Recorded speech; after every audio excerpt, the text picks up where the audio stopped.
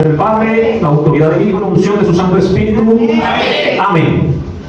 Mas el que bebiera del agua que yo le daré no tendrá sed jamás, sino que el agua que yo le daré será en él una fuente de agua que salte para vida eterna. Vamos a leerlo. Amén. Hemos leído en el Evangelio del apóstol San Juan, el cuarto evangelio que nos narra la vida, misterio, muerte, crucifixión, resurrección de nuestro Señor Jesucristo. Y en esta oportunidad hemos leído un versículo del pasaje en el cual él tiene una conversación con una mujer que era samaritana.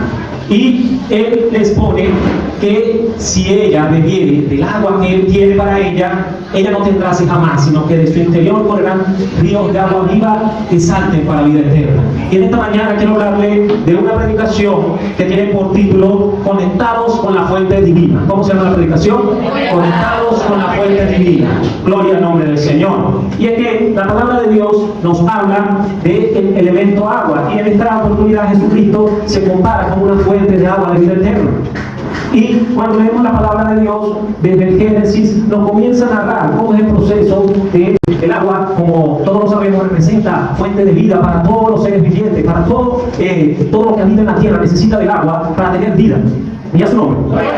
Y vemos desde el Génesis que todos los hombres necesitaban para prosperar, para sus trabajos, ubicar fuentes de agua. En esta oportunidad nuestro Señor Jesucristo se compara con una fuente de agua. Y cuando leemos este pasaje, el contexto, esto ocurrió en un pozo de agua, que dice esta misma escritura que fue el pozo que Jacob le heredó a José. Y quiero hablarles de lo que significaban los pozos en aquel entonces. Los pozos de agua no solamente eran huecos que cavaban para extraer el agua, los pozos de agua representaban, ¿verdad?, ese elemento nutriente para la vida. También representaban, ¿verdad?, un sitio donde se hacían reuniones sociales, convergía, ¿verdad?, una población para ubicar allí el agua. Él dice que allí convergían los pastores, salían las doncellas, y vemos como ejemplo aquellos pasajes bíblicos en el cual los patriarcas algunos consiguieron a sus esposas allí, en los pozos de agua. Y lo vemos el ejemplo de Isaac, que el siervo de Abraham fue enviado a buscarle esposa a Isaac. Abraham utilizó a su siervo para que Isaac no volviera a la tierra de su nacimiento, porque Dios le había profetizado que le entregaría la tierra de Canaán. Y entonces el siervo de Abraham hace un juramento, hace una promesa de buscar esposa entre los familiares de Abraham, una esposa, y traérsela. Y allí es cuando este siervo va con su camello y regalo y consigue allí en un pozo, consigue allí la esposa indicada para Isaac. En este caso era Rebeca. Y a su nombre. Y así podemos ver que los pozos de agua representaban, ¿verdad?, una fuente importante de vida para la prosperidad, para el trabajo. La gente dice la palabra que los hombres cavaban pozos allí, y allí, ¿verdad?, cuando tenían agua, ellos lo tomaban como que representaba bendición de Dios. Algunas personas, ¿verdad?, no lo dicen la palabra, pero dicen que invertían mucho dinero en cavar pozos y no conseguían agua. Pero este era el caso de los patriarcas. El caso de los patriarcas de Abraham, como tenían la bendición de Dios, cuando ellos cavaban encontraban agua y eran bendecidos y prosperados en gran manera. Lo podemos leer desde el Génesis 21. Vamos a leer aquí Génesis 21 desde el versículo 25. Génesis 21 desde el versículo 25 nos dice: y Abraham reconvino con Abimelech a causa de un pozo de agua que los siervos de Abimelech le habían quitado. Y respondió Abimelech: no sé quién haya hecho esto, ni tampoco tú me lo hiciste saber, ni yo lo he oído hasta hoy. Y tomó Abraham ovejas y vacas, y dio a Abimelech, e hicieron ambos pactos. Entonces puso Abraham 7 corderas del rebaño aparte, y dijo a Abimelech a Abraham: ¿qué significan esas 7 corderas que has puesto aparte? Y él respondió: que estas 7 corderas tomarás de mi mano para que me sirvan de testimonio de que yo cavé este pozo. Por eso llamó aquel lugar Beerseba, porque allí juraron ambos. Fíjense que la palabra Beerseba significa pozo de juramento o pozo de pacto. Este lugar todavía existe, se encuentra en Jerusalén y se encuentra en un desierto, y denominado con el mismo nombre, el desierto de Beerseba. Y allí Abraham, en ese desierto, cavó pozo y consiguió su agua para prosperar, para ser bendecido. Dice la palabra de Dios que Abraham era grandemente bendecido y prosperado por la bendición de Dios. ¿Por qué? Porque estaba conectado al Dios Altísimo. El pozo representaba esa conexión que él tenía con Dios. Y así este hombre llamado Abimelech, que era un rey de los filisteos, ¿verdad?, que podemos leer en la palabra que fue benevolente con Abraham, hizo este pacto con Abraham. Pero posteriormente, como cristianos, como evangélicos, debemos conectarnos con esa fuente de agua viva que es nuestro Señor. No podemos estar cayendo en esa contienda, en esa pelea, por cosas que quizás son materiales o vanas y se quedarán aquí en esta tierra. No nos las llevaremos. Si no, debemos avanzar como hizo Isaac. Isaac se conectó con Dios y buscó la bendición en otro lugar. Y dice que allí también había pleito, pero se volvió a mover y hay una bendición mejor, porque dice que allí no hubo más contienda, allí no hubo pelea. Dice que este fue un lugar espacioso de libertad y de bendición. Y allí hay esa prosperidad. Y muchas veces cuando nosotros nos conectamos con esa presencia de Dios, así como hizo Isaac, que se conectó con la presencia de Dios para recibir esta bendición, nosotros también pasamos a ser pozos de bendición. Cuando Dios se conecta, nos conectamos con ese Dios maravilloso, también pasamos nosotros a ser pozos de bendición. ¿Por qué? Porque así como le dije, esos pozos representaban ese lugar donde la gente ahí se reunía y había reuniones sociales, ¿verdad? Y muchas veces nosotros, viene el vecino y le dice: tengo tal problema, ore por mí, mire, tengo tal circunstancia, me puede dar una palabra. Y comenzamos nosotros, por esa conexión que tenemos con Dios, a ser un pozo de bendición. Fíjense que Isaac halló en estos pozos, conectados con la presencia de Dios, esa gran bendición, ¿verdad? Porque el primero fue pozo de pelea, el segundo de enemistad y el tercero le fue de bendición. Y así hay fuentes que son de bendición, hay fuentes que son de pelea, hay fuentes que son de enemistad. Pero nosotros debemos conectarnos con la fuente de la bendición, con esa fuente que fluye como río de agua viva. Aleluya, ya su nombre. Pero nos sigue enseñando la palabra de Dios que no todas las fuentes son de bendición. Y vamos a leer Segunda de Reyes, capítulo 2, versículo 19. Segundo libro de Reyes.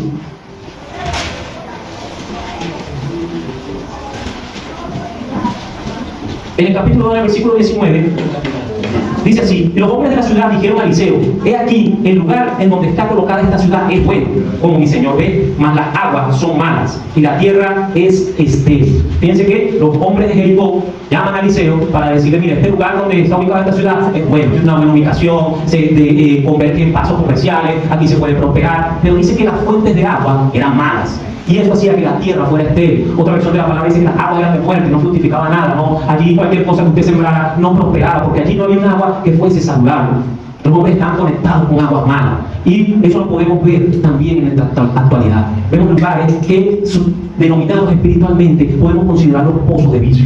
Esos lugares donde convierte mucha gente allí en una licorería. Por lo menos, a veces venimos en las noches, mi esposo y yo, más que todos los días viernes y sábado, y pasamos por allí, por donde está la licorería, que está entre el 12 y el 5 y eso está eliminado de gente consumiendo alcohol, quizás otra sustancia. Y esto podemos considerarlo no un pozo de agua de bendición, esto podemos considerarlo un pozo de vicio, un pozo de perdición, donde las aguas son malas. Allí convierte que la gente se reúne, ¿verdad? Pero lo que está allí no es de bendición, lo que está allí es un pozo de vicio, que guía maldición, que guía muerte. Porque todo el que ha pasado por ese camino de consumir alcohol sabe que uno nunca bajo los efectos del alcohol toma una idea buena o toma una buena decisión. Siempre bajo los efectos del alcohol tomamos decisiones terribles, que terminamos siempre lamentando. Y mucha gente converge allí en este lugar, conectándose aquí con ese pozo de vicio, ¿verdad? Otros son pozos de delincuencia, lugares donde convergen allí, bandas se reúnen, planifican, organizan. Allí hay una conexión buena. Entonces se conoce espiritualmente como un pozo de delincuencia. Otros son pozos de hechicería, brujería. Esto lo podemos ver en esos lugares donde montan casas y hacen allí pactos rituales y hacen trabajo con las personas para que las personas se consagren a deidades demoníacas. Y así no son fuentes de agua saludable o de agua de vida, sino, así como lo acabamos de leer, son fuentes de agua estéril o de agua de muerte. Ahí no fructifica nada bueno, ahí no prospera nada bueno. Pero vamos a seguir leyendo. Seguimos leyendo Segunda de Reyes, capítulo 2, versículo 19. Y dice que entonces Eliseo, porque los hombres mandaron a llamar a Eliseo y le plantearon aquel problema, dice: entonces dijo: traed una vasija nueva y poned en ella sal. Y se la trajeron. Y salieron él a los manantiales. Y saliendo él a los manantiales de agua, echó dentro la sal y dijo: así ha dicho Jehová: yo sané estas aguas y no habrá más en ellas muerte ni enemistad ni enfermedad. Fíjense que allí las personas que tenían ese problema reconocieron: mira, aquí el agua no es buena, aquí lo que está fluyendo no trae bendición. Y buscaron a Eliseo, el hombre que portaba la presencia de Dios, el hombre que tenía la unción del Dios Altísimo, que podía tener la oportunidad de resolver este problema. Y fíjense que Eliseo no usó una artimaña científica muy estudiada, con fórmulas muy estudiadas. Simplemente dijo: traigan una vasija nueva. La vasija nueva representa el hombre nuevo, como dijo nuestro Señor Jesucristo. No podemos vaciar vino nuevo en odres viejos. El vino nuevo se vacía en odres nuevos. Esto representa la vasija nueva. Y profetiza la venida de nuestro Señor Jesucristo en esta oportunidad. Fíjense que así también dijo: traigan una vasija nueva. ¿Y qué más pidió? Pidió sal. Nuestro Señor Jesucristo dijo: vosotros sois la sal de la tierra. Y la sal representa aquello que impide que se pudra las cosas, aquello que se descomponga lo que está en buen estado. Porque en aquel entonces podemos saber que no existían neveras, ni refrigeradores, ni freezer, y los cárnicos, los alimentos se conservaban era con la sal. Entonces evitaba que el alimento entrara en estado de putrefacción rápidamente, sino que se preservaba, duraba más tiempo por los componentes de la sal. Y así nos llama nuestro Señor Jesucristo, nos llama a ser sal de la tierra. Debemos evitar que la tierra se descomponga del pecado que la está dañando. Nosotros estamos llamados a ser sal de la tierra. Y fíjense que el Señor nos dice también que la sal que hay en nosotros sea para sazonar, porque si pierde su sazón no sirve más para nada, sino para ser hollada y pisada por los hombres. Es decir, estamos llamados a mantener esa sal, ser aquel ejemplo que se contrapone al pecado, ser aquel ejemplo que dice no a esa invitación del mundo. Mira, vamos a hacer esto, únete a nosotros para aquello. Nosotros debemos ser esa sal de la tierra y exhortar y decir no, esto está mal, no, esto es pecado, no vayan por aquí. Así como lo hizo Eliseo. Eliseo buscó la vasija nueva, la llenó de sal y dice que salió y echó agua, echó esta sal en manantiales y profetizó. Dice, así ha dicho Jehová, yo sané estas aguas y no habrá más en ellas muerte ni enfermedad. Y dice que el 22, y fueron sanas las aguas hasta hoy, conforme a la palabra que habló Eliseo. Se dice que estas aguas hasta hoy en día están sanas, están purificadas por la unción, porque así Eliseo lo profetizó. Y fíjense que pudo sanar estas aguas que están mal. Y nosotros que estamos viendo nuestro entorno, que está conectado con fuentes de agua, con pozos que están descomponiendo cada vez más esta sociedad, nosotros debemos ser aquel portador de la unción como Eliseo y evitar que la gente se siga uniendo a estos pozos para llevar maldición y destrucción a sus vidas. Nosotros estamos llamados a hacer esa sal, nosotros estamos llamados a hacer ese odre nuevo que usó Eliseo para purificar las aguas, y las aguas pasaron a ser, en vez de agua de muerte y agua de estéril, pasaron a ser agua de vida, agua de bendición, agua de prosperidad. ¿Cuánto no quisiéramos que en vez de que todas esas personas estuviesen allí conectados a esos vicios, o a la delincuencia, o a la estafa, o al hurto, pudieran estar aquí con nosotros, alabando y glorificando al Señor, recibiendo la vida, así como una vez la recibimos nosotros? Nosotros también fuimos militantes, algunos fuimos militantes de ese mundo, de esos pozos, y sabemos todo el mal que trae, sabemos toda la maldición que puede traer a nuestros hogares, pero ahora el Señor nos limpió con agua, nos limpió con esa agua de vida, nos limpió con su sangre preciosa. Y hoy nosotros estamos llamados a ser como Eliseo, a ser esas personas que purifiquen, que lleven el mensaje, que lleven la palabra, que digan, que exhorten, que no permitan que la sociedad se siga descomponiendo a través de las conexiones de las aguas de maldición. Y a su nombre. Y así como hay aguas malas y conexiones malas hacia aguas malas, también hay momentos que la gente se desconecta del agua buena para buscar el agua mala. Y este ejemplo lo podemos ver, vamos a ubicar el libro de Jeremías. Libro del profeta Jeremías, vamos a leer aquí el capítulo 2. Jeremías capítulo 2, versículo 13. Aleluya, es su nombre. Jeremías capítulo 2, versículo 13 dice: porque dos males ha hecho mi pueblo. Me dejaron a mí, fuente de agua viva, y cavaron para sí cisternas rotas, que no retienen agua. Fíjense que el Señor está exhortando y le dice al profeta Jeremías que dos males había hecho el pueblo de Israel. Se habían desconectado de la fuente de agua viva, que es Él, y se habían conectado, no que se habían conectado, habían cavado para sí cisternas, es decir, habían cavado pozos rotos que no retienen el agua. Y lo habla de una manera que dice, porque dos males ha hecho mi pueblo.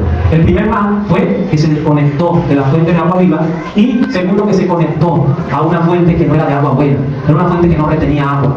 ¿Por qué? Porque el pueblo de Israel se volvió a los dioses que adoraban la gente del pueblo de Canaán, y comenzaron a adorarlos y a postrarse delante de ellos. Y así el Señor lo toma como una alegoría, como un ejemplo. Ellos me dejaron a mí y crearon sus dioses con sus manos, es decir, como lo dice en el libro de Jeremías capítulo 10, dice que hacían imágenes con la tierra, con la arcilla, con el palo, con la madera, con la piedra, y delante de esa imagen se postraban y lo adoraban. Esto es lo que quiere decir el Señor con este versículo: cavaron para sí cisternas que no retienen agua. Estas imágenes no tienen vida, estas imágenes no hacían milagros, estas imágenes no tenían unción, no tenían ningún poder, no tenían el poder para salvar ni para sanar, que es el poder que solamente tiene el Señor. Y a su nombre. Gloria a Dios. Pero así el pueblo de Israel igual se desviaba y hacía imágenes, la adoraba y se postraba delante de ellos, y esto le molestaba mucho al Señor. El Señor le decía: dos males ha hecho mi pueblo, me dejaron a mí, ¿verdad? Es como que si usted hablara de una traición terrible. Estas personas yo las he bendecido y resulta que se han ido con otro.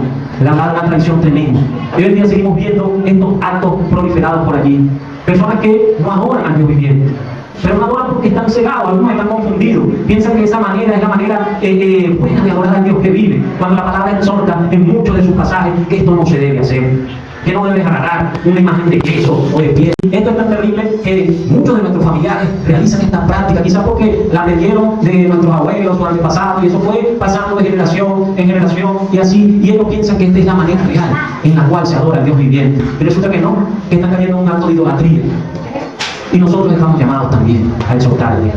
Nosotros también estamos llamados a enseñar, a instruir en la palabra, porque la palabra nos da argumentos para que la gente les sea quitado quitando el velo de sus ojos. La palabra tiene poder, la palabra puede transformar las vidas. Todavía aquel que está confundido, ¿verdad? Y ahora que no es, puede ser salvo por la predicación que le podamos llevar, por aquella palabra que le podamos dar en el momento oportuno. ¿Y a su nombre? Y cuando el Señor me hablaba de esto, me hablaba de esa confusión, de personas que piensan que están adorando al Dios viviente y se están desviando hacia lo que el profeta se le dijo: no son fuentes de agua, son cisternas cavadas que no retienen agua. Y en la iglesia cristiana, afortunadamente en esta no, se está viendo mucho esta confusión. Se está sustituyendo la unción, se está sustituyendo la palabra. Dios le bendiga, siervo. Dios le guarde. Se está sustituyendo la palabra. La palabra que trae unción, la palabra que trae vida. Y se está sustituyendo en muchas iglesias por el entretenimiento, por la distracción y por el emocionalismo. Y esto también son cisternas rotas que no retienen agua. Aquel emocionalismo, aquella emoción, aquella distracción que se está practicando. Y la gente disfruta de esta distracción, de este entretenimiento, pensando que está adorando a Dios, pero es puro emocionalismo. Y resulta que ahí no hay unción, que ahí no hay santidad. Podemos decir que todo este entretenimiento da paso al ego del hombre y comienza a adorarse al hombre por encima de Dios, porque es un entretenimiento. Allí no mora Dios, sino que allí, como se escucha bien, como quizás hay un buen entorno social, la gente dice: sí, este es el lugar, aquí está la presencia de Dios. Pero es puro entretenimiento, es pura distracción y emocionalismo. Las personas no reciben la unción que los transforma y no cambia su condición pecaminosa. Esto pasa a ser una cisterna rota que no retiene agua. ¿Y a su nombre? Y esto lo vemos mucho en iglesias del pueblo del Señor, que están ligándose mucho al entretenimiento. No se trata de entretenimiento, ni darle paso a lengua que el hombre sea exaltado. Se trata de que el altar de Dios debe ser un lugar donde el hombre se rinda y rinda su voluntad y muera su carne y muera su yo allí. No tiene que ser un lugar donde se le dé paso al ego, y en ese paso al ego entran las contiendas, la envidia, y porque yo lo hago mejor, y comienza una circunstancia que allí no se mueve la presencia de Dios. Hay mucho entretenimiento, quizás hay una gran logística con iluminación, con un gran lo que es comodidad y toda esta serie de cosas, pero no está la presencia de Dios. Y el Señor me daba esta palabra y me decía que la iglesia debe permanecer conectada a su presencia, que es fuente de agua viva. Que la iglesia no puede dejarse guiar por esa presión del mundo que lo lleva a esa cisterna rota que no retiene agua. La iglesia debe estar firme, defendiendo la doctrina, la sana doctrina, y que se predique la palabra que lleva unción, que transforma, donde las personas quizás se sienten incómodas por el mensaje, porque el Espíritu le está redarguyendo, le está hablando de su mala condición, pero aquí es el poder de Dios que está obrando. Pero muchas iglesias se apartan de esto, de la exhortación, y comienzan a dar mensajes motivacionales y de prosperidad, donde la gente se siente bien, se le infla su ego y sale con una emoción, una alegría, pero no cambia su condición pecaminosa. No hay una unción que pueda establecer el valor. Por eso las naciones guardan reservas de oro, lo que se llama la reserva internacional, y estas reservas de oro son el cálculo en billetes, en moneda que circula en toda la nación. Por eso la gente dice: ¿por qué no se le produce más efectivo, más dinero? Porque no se puede hacer. Esto es una inflación descontrolada, porque tiene que estar una liquidez que no está solventada por el peso en el material, que en este caso es el oro. Pero ahorita estamos en una economía totalmente desbalanceada, descontrolada. No sabemos qué pesa cada cosa. Y las cosas nos muestran, nos dicen: cuesta esto, y nos encontramos bolívares, no es bolívares a tasa del dólar paralelo o el dólar tal. Y esto es mera balanza falsa, creada por los hombres, por su codicia, por la ambición del corazón, por querer ganar un tanto más. Y la palabra dice que esto es abominación para Dios. Por eso la economía de Venezuela ha caído en terrible maldición. Es una economía, así como lo acabamos de decir, una economía que se está llenando el saco roto. No prospera, no termina de crecer, no termina de fluir para la bendición de esta nación. Y hay que recordarlo de dónde vino esto. Esto vino desde el principio de lo que se llamó la revolución. El primero fue el presidente Chávez, creó lo que se llamó el control cambiario. Esto lo hizo a una manera de bendecir a la nación. Él le daba un cálculo a la moneda de cambio con que se compraban todas las cosas, en este caso el dólar, más bajo de lo que costaba realmente. Pero una vez el país comienza a padecer crisis, se invierte la papeleta, comienza a crearse un dólar que es un dólar que no se adquiere a través de las vías legales, porque no hay dólares para todo el mundo. Entonces el que los tiene piensa en eso, en una ganancia más alta, e incorpora eso que se llama la balanza falsa. Y todas esas páginas que usted puede ver, dólar paralelo, dólar today, dólar promedio, que ya ha sido eliminada, o ahora todo el mundo busca la página de una que se llama Binance, y calcula el dólar paralelo. Todo esto es mera balanza falsa que Dios aborrece, que Dios abomina. Y usted podrá tener muchos argumentos: no, pero es que necesita todo, pero es que a mí me cobran así, pero es que yo me así, y si no lo hago así no me rinde el dinero. Pero usted se está conectando con la maldición de la balanza falsa. Y es inevitable que caigamos en esto, porque somos partícipes. Cuando pagamos algo a este precio también nos estamos conectando a eso, inevitable. Por eso la economía de toda Venezuela ha caído en una terrible maldición, y esto es por mera maldad del venezolano. Hay que reconocerlo. Mera codicia, mera ambición, maldad de los venezolanos. ¿Ya su nombre? Y no solo hablar del dinero, que habla de las personas necesitadas.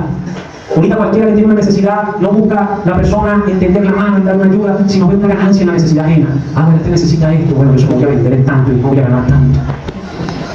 Esto está proliferado en toda la nación, todo el país. La maldad se ha proliferado de gran manera. Y estaba profetizado el Señor en los últimos tiempos. Y todavía hay personas que de su buen corazón también tienden la mano y ayudan. Pero hay personas que son ayudadas, si usted le ayuda una, dos, tres veces, aquella persona que es ayudada percibe, tiene la percepción en su mente que usted tiene la obligación de ayudarlo siempre. Y el día que no le ayuda, usted se vuelve su enemigo. Y no da ni siquiera un agradecimiento, a pesar de que no pegamos un agradecimiento, pero es el deber ser, la gratitud.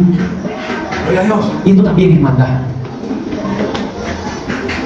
Y cuando la palabra nos enseña en Mateo 24, versículos 2 y 13, nos dice que por haberse multiplicado la maldad, el amor de muchos se enfriará. Es decir, que el amor lo agarramos y lo metemos en el congelador para que se enfríe allí. Porque quizás no le correspondieron como debía, o quizás usted ha visto tanta maldad que ha dicho, no, ya no me presto para ayudar a nadie, porque ahora voy a pensar en mí, y comienza usted a dejar que el amor se le enfríe. Y esto es el tema que venimos hablando desde el principio. Cuando usted deja que el amor se le enfríe, es porque se desconectó de la fuente de agua viva. Porque se desconectó contigo. Y usted comienza a retener, a guardar para sí. Y resulta que se le va enfriando el amor. Se va enfriando el amor. Es decir, su amor queda así como cuando ese carrito que usted saca del congelador, que no sirve para ser cocinado ahí inmediatamente. No sirve para usted agarrar, usted saca un pollo congelado ahí en el congelador y no lo puede cocinar inmediatamente. Imagínense así que tengamos el amor en nuestros corazones, así congelado. Y podemos decir, bueno, esto estaba profetizado, dice que el causa de la maldad, el amor de muchos se enfriará. Pero usted sigue leyendo el versículo siguiente y nos dice, pero el que persevere hasta el fin, este será salvo. Es decir, que hay condenación en perder esa conexión con esa fuente de agua viva y dejar que se nos enfríe el amor. Hay condenación eterna. Y por eso el título de este mensaje, conectado con la fuente divina. Debemos mantener la conexión. Yo no quiero ser profeta del desastre, pero nuestro país, por lo que podemos visualizar, hay acontecimientos en un futuro cercano que no parecen nada buenos. No parecen nada buenos. Y solamente una iglesia unida puede revertir esto. Puede hacer que este momento, esta situación no sea tan terrible, tan trágica. Una iglesia conectada con esa fuente de agua viva, unida, en la búsqueda, en la oración, en el ayuno. Una iglesia sin divisiones. Yo quiero que vayamos a este último ejemplo. Vamos a ver número 17. Número capítulo 17. Vamos a leer los versículos ahí del 7 al 10. Dice, y Moisés puso las varas delante de Jehová en el tabernáculo del testimonio. Y aconteció que en el día siguiente vino Moisés al tabernáculo del testimonio. Y he aquí que la vara de Aarón, de la casa de Leví, había reverdecido, y echado flores, y arrojado renuevos, y producido almendros. Entonces sacó Moisés todas las varas de delante de Jehová a todos los hijos de Israel, y ellos lo vieron, y tomaron cada una su vara. Y Jehová dijo a Moisés, vuelve la vara de Aarón delante del testimonio, para que se guarde por señal a los hijos rebeldes, y hará cesar sus quejas de delante de mí, para que no mueran. Y quiero darle el contexto de lo que aquí aconteció. Dice que el pueblo de Israel, estando aquí en el desierto, le reclamaba a Moisés. Dice el historiador Claudio Josefo que el pueblo le decía a Moisés, bueno, Aarón es el sacerdote porque es tu hermano, no porque lo puso Dios. Y entonces Moisés, ministrado por Dios, tuvo que mandar a cada príncipe de las 12 tribus a buscar varas, pedazos de palo de árbol, varas. No estaban conectados a ninguna fuente, habían sido ya arrancados de esa fuente que les da vida. Quizás había ya palo seco, palo quizás rígido, pero sin ninguna conexión. Y dice que cuando Moisés le propone esto al pueblo y le dice, la vara que Dios haga reverdecer, ese será el hombre que es escogido por Dios para el sacerdocio, para ministrar en su templo.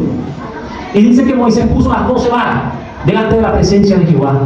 Y cuando fue al día siguiente, vio que la vara de Aarón había reverdecido, es decir, había florecido. Y lo que florece es porque está conectado a fuente de agua, porque tiene vida fluyendo. Fíjense que una vara totalmente desconectada de todo, pero allí la presencia de Dios conectó con la vara para hacer que reverdeciera. Y dice que echó renuevo, es decir, que un árbol echa flores porque ya está maduro, porque ya está germinando su fruto. Y dice que también echó el fruto, que es los almendros. Esta es una vara inerte, sin vida, destinada a secarse, pero la conexión con Dios la hizo reverdecer, la hizo florecer, la hizo tomar vida de nuevo y echó flores y echó frutos de almendro, ¿verdad? Y quizás la circunstancia por la que hemos estado pasando nos ha hecho sentir así como una vara seca, que usted no ha perdido la conexión, usted siente que Dios no le habla, pero aquí este pasaje nos enseña que aquí está Dios Todopoderoso, esperando que vayamos a Él, que nos conectemos a Él para que volvamos a reverdecer, para que podamos cobrar vida, porque Él es esa fuente de vida que salta para la vida eterna. Aquí está Dios esperando simplemente que acudamos a Él, que no nos desconectemos de su presencia.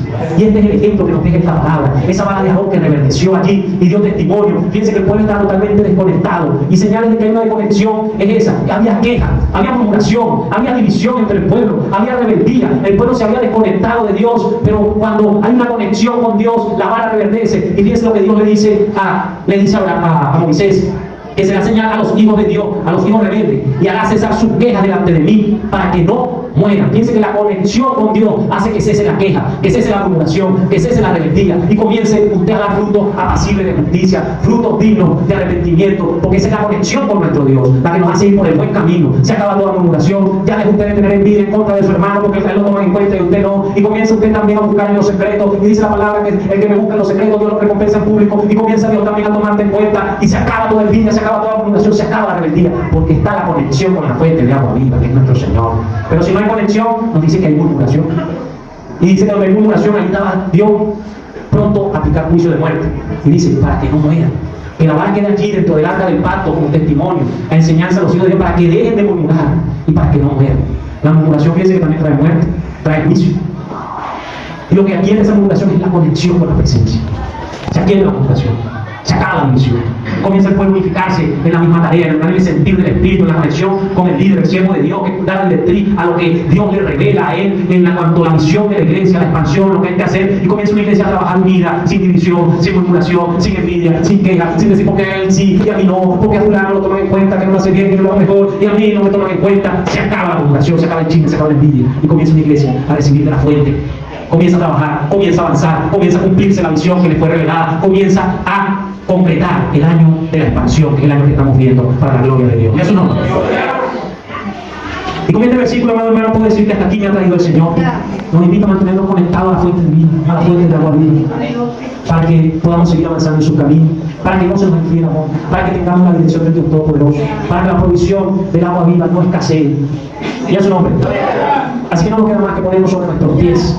Vamos a ponernos sobre nuestros pies, vamos a decirle allí Dios para nuestras vidas. Nosotros, afortunadamente, los días sábados tenemos las clases de formación teológica con el hermano Edgar, que han sido de mucha bendición, ha abierto el entendimiento de los que allí participamos y nos ha permitido tener una mejor interpretación de la ley divina, de la palabra de Dios a través de sus enseñanzas. Esto ha sido de gran bendición para los que allí participamos.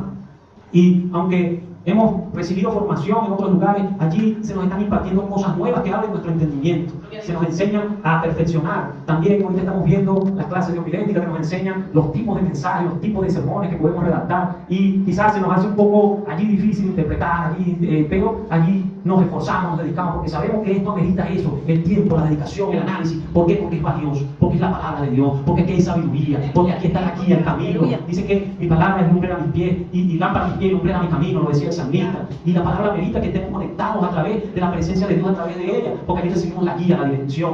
Muchas veces estamos en circunstancias que nos dejan incógnitas, no sabemos qué hacer, caemos en incertidumbre, pero vamos a la palabra, y la palabra, el Señor a través de ella nos da el versículo que nos dice, a través de aquí, mira, ve, aquí estaba errado, iba por allí, no es por allí, por por acá, y así tratamos de corregir el camino, siendo guiados por la bendita palabra de Dios, que es fuente de agua viva. Y a su nombre.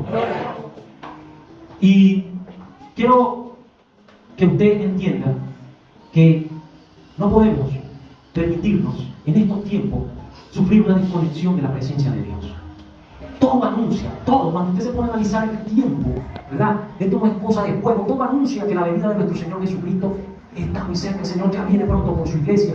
Nosotros lo creemos. Cuando usted analiza lo que dice la palabra, sus señales, ¿verdad? Usted puede ver cómo están transcurriendo muy rápido los días, impresionante. Cuando usted empieza la semana, el único, caramba, hoy es viernes.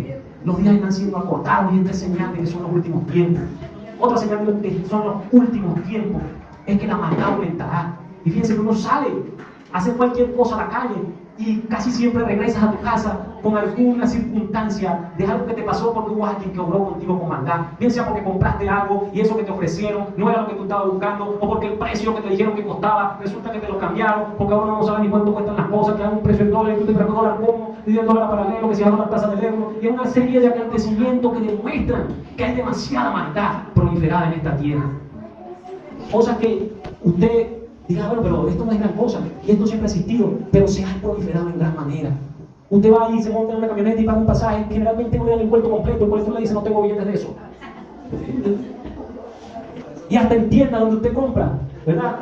Le emiten una factura que se ve dudosa y muestra un precio una cosa, y al final te incluyen otras cosas, y te pagaste un poco de dinero, y dicen, ¿qué me cobraron acá? Está la maldad proliferada. Y nuestra economía ha caído en terrible maldición por eso.